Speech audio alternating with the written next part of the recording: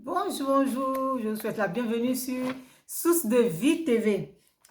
Alors, aujourd'hui, je voulais partager avec vous quelques points, au moins 5 points, pour vous dire que, en fait, la parole de Dieu, elle est vraiment importante. Et pourquoi lire la parole de Dieu?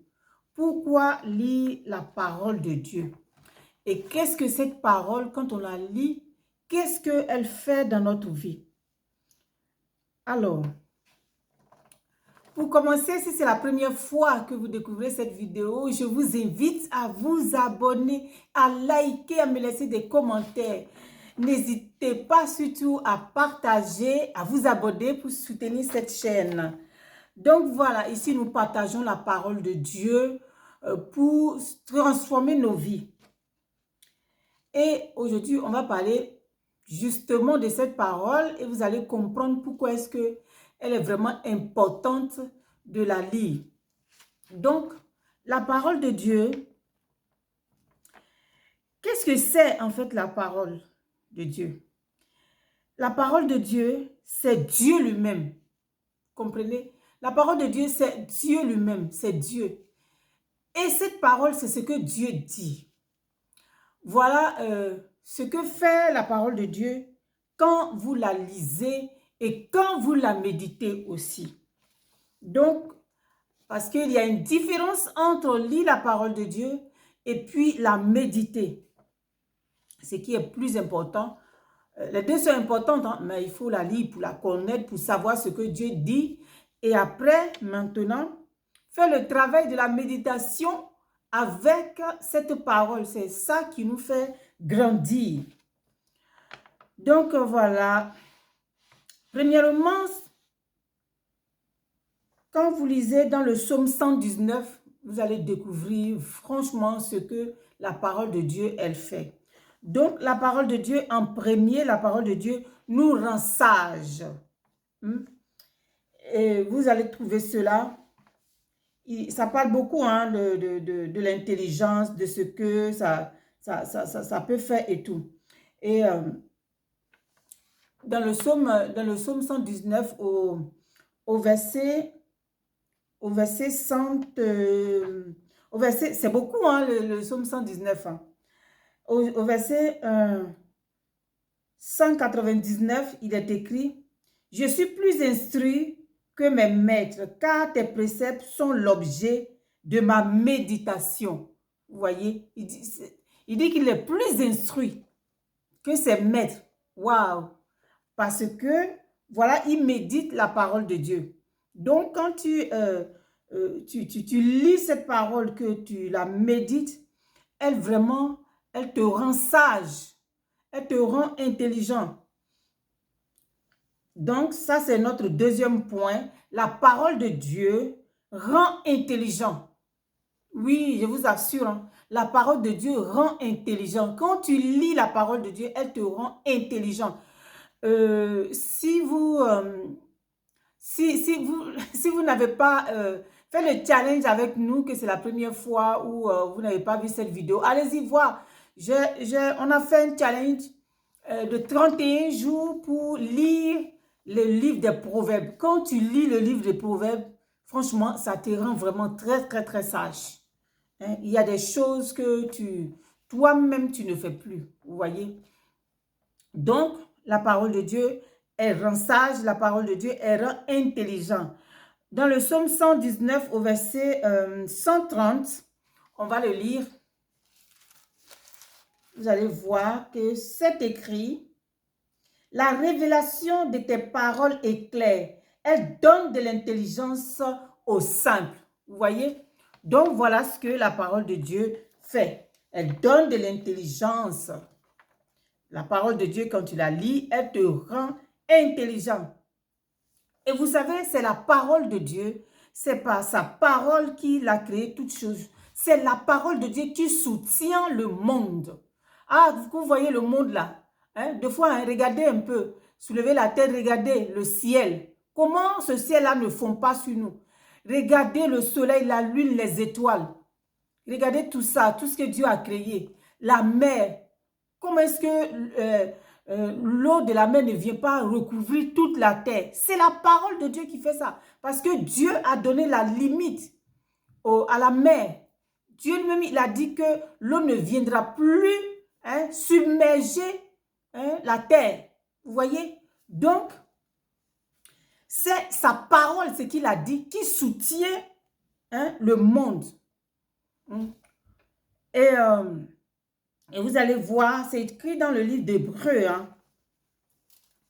Dans le Hébreu 1, je ne vais pas le lire, vous-même allez lire, vous allez voir. Donc, c'est par la parole de Dieu, c'est par sa parole qu'il a fait toutes choses. Et Dieu nous parle par sa parole. Quand vous lisez dans le livre de Hébreu, vous allez voir. Donc, la troisième chose est que la parole de Dieu, cette parole est une personne. Waouh! Alors, le verset se trouve dans Matthieu 1, au verset 23. Donc, nous allons le lire. Vraiment, je vous invite à lire la parole de Dieu, à la méditer. Alors, Matthieu 1, au verset 23. Il est écrit, j'ai dit que la parole est une personne. Voici la Vierge sera enceinte, elle enfantera un fils et on lui donnera le nom d'Emmanuel, ce qui signifie Dieu avec nous. Vous voyez? L'ange est venu parler à la Vierge Marie qu'elle va enfanter. Et elle a enfanté un fils et il s'appelle Emmanuel, ça veut dire Dieu avec nous. Donc Dieu là, il s'est fait homme, vous voyez. Donc, c'est une personne, la parole de Dieu, c'est une personne. Vous allez lire cela aussi dans le livre d'Ésaïe. Isaïe avait annoncé ça avant, vous voyez, avant que cela se manifeste. Donc, la quatrième chose est que la parole de Dieu s'est fait chair, comme je viens de dire tout à l'heure. Donc, la parole de Dieu s'est fait chair. Vous allez trouver cela dans Jean 14. Ah, qu'est-ce que j'aime cette parole. Vraiment, je vous invite à lire cette parole. Ça va vous faire vraiment énormément de bien. Vous allez comprendre beaucoup de choses. Comme je dis, elle rend intelligent. Donc, dans le livre de Jean 1, au verset,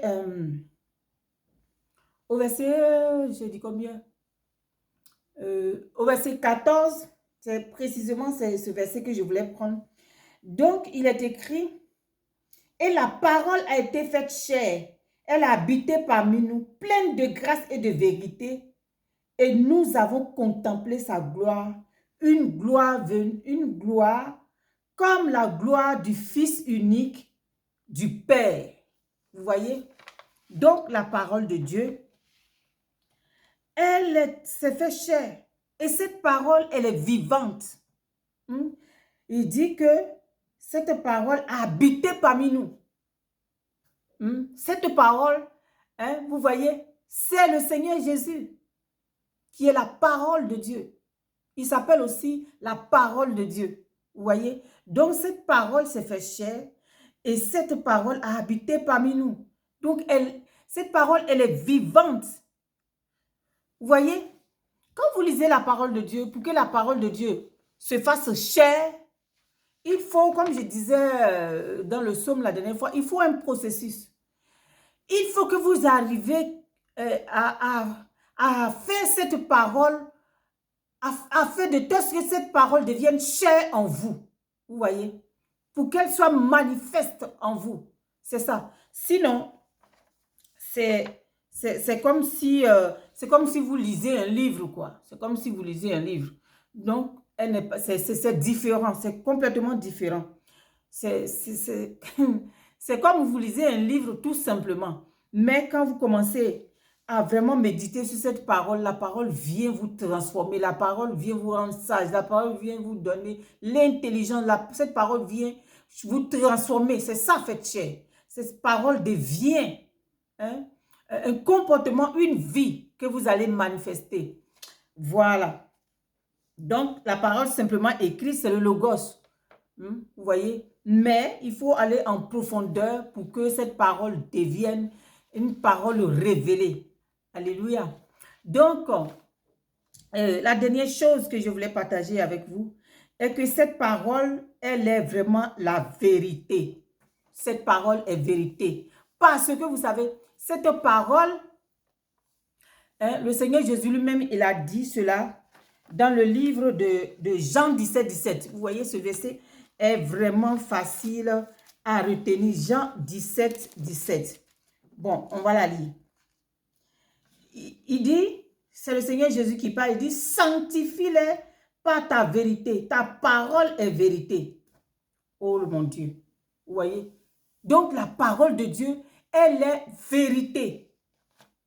Comme je dis, cette parole, il n'y a rien qui peut remplacer cette parole en fait. Il n'y a rien qui peut remplacer cette parole. Cette parole, elle est vivante, elle est puissante, elle soutient le monde. Cette parole, c'est une parole qui transforme toutes choses. Elle a la capacité de transformer, de créer. Parce qu'il a créé le monde par sa parole. Donc, vous voyez, c'est combien de fois c'est important de lire la parole de Dieu. Et surtout de la méditer. Vous voyez, sinon, si vous voulez, laissez-moi un commentaire. Je vous ferai une vidéo de comment est-ce que vous pouvez la méditer pour qu'elle prenne chair en vous. Je vous assure que c'est parce que la parole de Dieu transforme que je suis devant vous en train de vous parler. Vous voyez? Oui, oui, oui, parce que la parole a fait un travail vraiment extraordinaire dans ma vie. Vous voyez? Donc, cette parole, elle est stable. Il n'y a rien qui peut détrôner la parole de Dieu. Hein. Il n'y a rien, il n'y a aucune autre parole qui peut détrôner la parole de Dieu. Cette parole, elle est établie. Rien ne peut changer cela. C'est comme la parole d'un roi. Vous savez, dans le royaume de Dieu, la parole de Dieu, cette parole, elle fait office de loi. Rien ne peut changer cela. C'est pas comme dans le monde où il y a la démocratie, où chacun... Non, non, non, non. Cette parole, elle est établie, c'est une parole qui fait office de loi, en fait, dans le royaume de Dieu. Vous voyez? Donc, cette parole, on doit obéir à cette parole. Donc, voilà ce que je voulais partager avec vous. Ces points pour vous, vraiment, dans ce dernier mois de cette année 2023, franchement, approchez-vous de Dieu, baignez-vous dans la parole de Dieu. La parole de Dieu, c'est elle qui protège. La parole de Dieu, c'est elle qui libère. Sa parole de Dieu, il n'y a pas d'autre protection ailleurs que Dieu. Oui, oui, oui. C'est cette parole. Parce que Dieu lui-même, là, tu ne le vois pas, non, mais tu vois sa parole. Vous voyez? Donc, c'est cette parole-là qui va te protéger de tous les flèches enflammées. C'est cette parole-là qui va transformer ta vie. Vraiment, voilà ce que je voulais partager avec vous. C'est tellement fort, c'est tellement puissant que je pense que, bon, quelqu'un va comprendre et puis vraiment voir cette parole comme vraiment, comme il nous dit dans le livre de Josué, que cette parole ne se loigne pas de toi. Médite cette parole nuit et jour. Que cette parole ne se loigne plus de toi. Ne prends pas pour faire, comme on appelle, livre de décoration à côté de ton lit. Lis-la. Lis-la. Oui, c'est en ouvrant la Bible que Dieu va te parler. Parce que des fois, on veut entendre la voix de Dieu. On veut que Dieu nous parle. Mais c'est quand tu vas ouvrir sa parole que Dieu va te parler. Et puis aussi, ce que je voulais dire est que la Bible,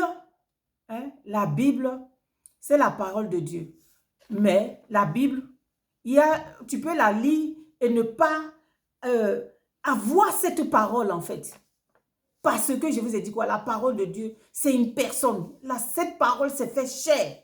Cette parole, c'est le Seigneur Jésus. Donc, pour que tu aies la parole de Dieu, il faut que tu donnes ta vie au Seigneur.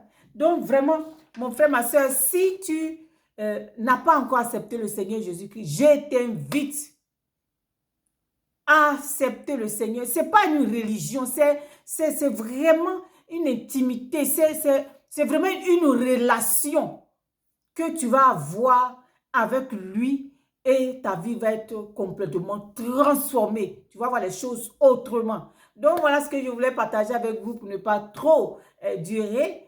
Voilà, que le Seigneur Dieu vous bénisse et je pense que cette parole vous fera du bien parce qu'elle fait du bien.